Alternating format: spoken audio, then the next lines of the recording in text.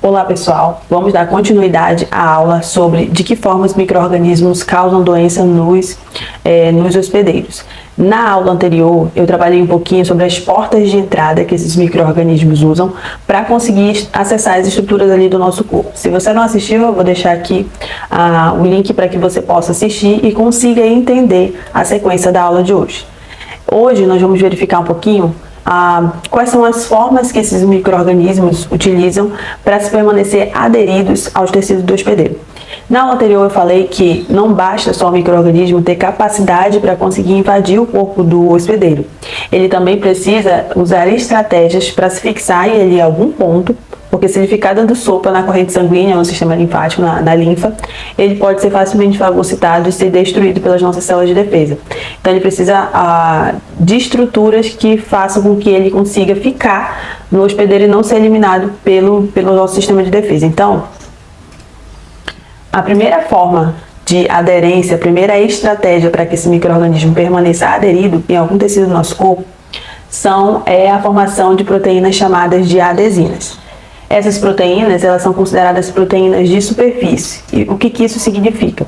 Imagina a célula do micro-organismo e na superfície externa dessa célula, ou em uma estrutura, que eu vou já falar qual é, você vai ter proteínas que são específicas para se ligar a proteínas específicas de algum tecido do hospedeiro, certo? Então essas adesinas, elas servem como proteínas ali de ancoragem, vamos pensar assim, que vão fazer com que esse micro-organismo seja ancorado naquele tecido ou seja reconhecido por aquele tecido. No caso dos vírus, aquelas células ali vão poder colocar esse vírus para dentro justamente por conta dessa compatibilidade entre a proteína da sua estrutura ali no caso do vírus, do seu envelope ou do seu capsídeo com a parte externa daquela célula que ele está querendo parasitar, certo? A composição dessas adesinas, elas tendem a variar entre dois tipos.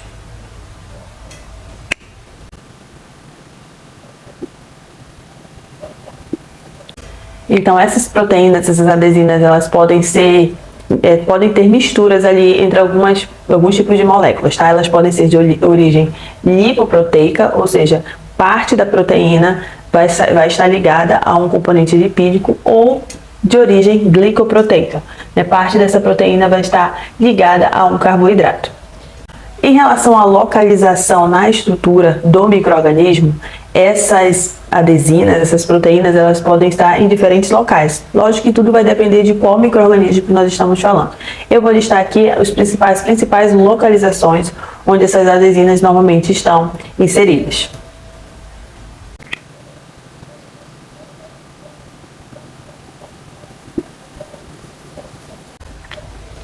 Então aqui são alguns exemplos de onde essas proteínas, essas adesinas, elas podem estar fixadas, tá? Nesse caso aqui, eu tenho um exemplo, de adesinas que ficam ligadas em estruturas bacterianas, tá? Então o glicocálice é aquela estrutura que fica na parte externa das células, não só das células bacterianas, mas das células eucariontes também.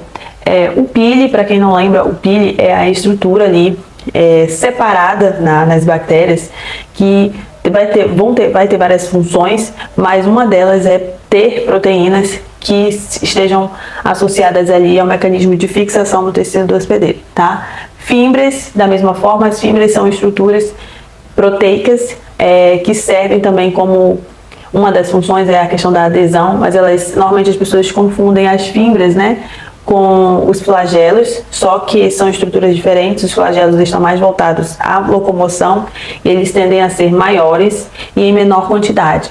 Já as fibras, elas são proteínas, elas são estruturas menores, e são localizadas, a quantidade é bem maior ao redor da célula bacteriana, tá? O que eu quero destacar aqui é que, em relação a essas proteínas de adesão, elas podem estar distribuídas ao longo da célula em diferentes estruturas, como essas daqui. Um exemplo de bactéria que possui adesina é a Escherichia coli, a famosa Escherichia coli. Eu vou colocar aqui e depois eu vou falar um pouquinho sobre ela.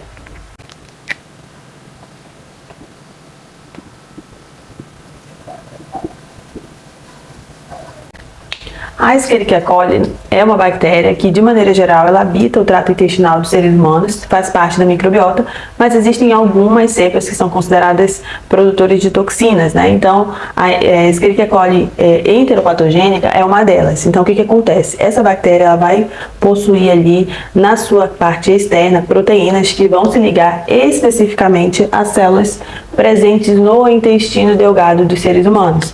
Então, a presença dessas adesinas na bactéria e de receptores nas células intestinais, nas células ali do intestino delgado, faz com que haja esse reconhecimento, essa adesão, e ela consiga produzir muito mais danos por conta da sua capacidade de fixação ali naquele tecido. Uma outra forma de adesão bastante conhecida é a capacidade que alguns micro-organismos têm de formar biofilmes. Eu vou apagar aqui o quadro e já eu volto com essas informações.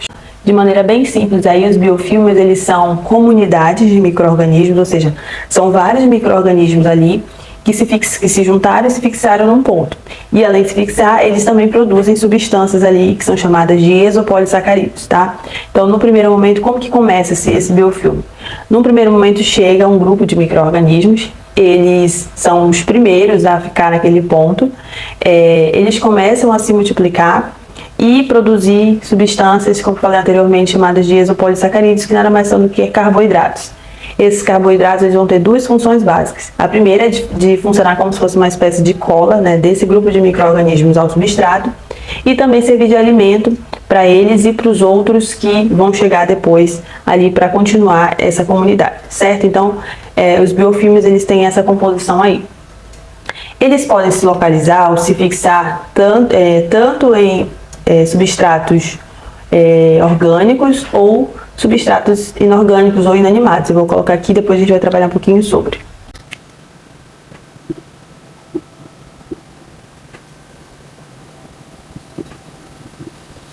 Então, inicialmente, ele pode se fixar num tecido, por exemplo, tá? Numa superfície ali onde eu vou ter células funcionando, tá?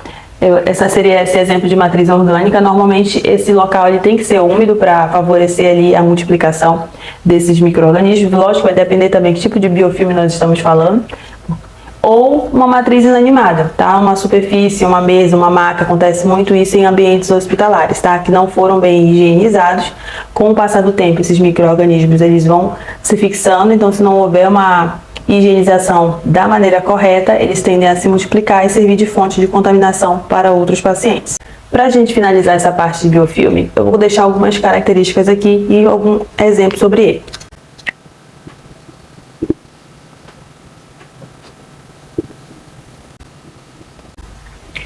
Então, eu coloquei algumas características que fazem com que essa possibilidade de formar biofilme seja algo preocupante para os seres humanos. A primeira dela é que os biofilmes eles têm várias camadas. Então, lembra que eu falei que chega um micro-organismo, ele se fixa e depois vão chegando outros?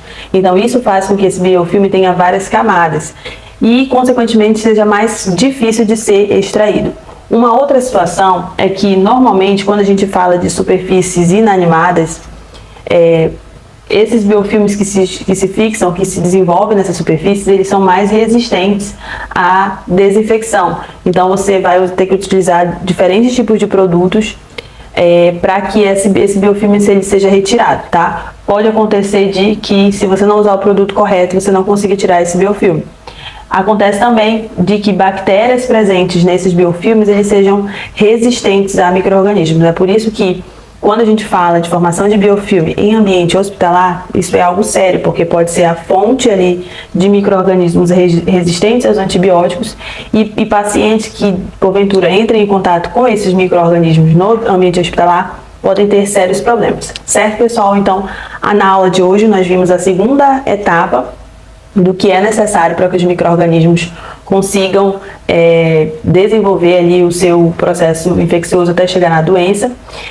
Vimos as formas de aderência, a primeira por meio da formação de adesinas e a segunda por meio da formação de biofilmes. Faltou aqui só colocar o exemplo, de situações em que esses biofilmes aconteçam. A mais clássica é a formação de placa dentária. Certo? Então, na próxima aula, a gente vai ver de que forma esses micro-organismos causam lesões no hospedeiro E aí eu espero que você esteja aqui comigo para aprender um pouquinho mais, beleza? Até a próxima!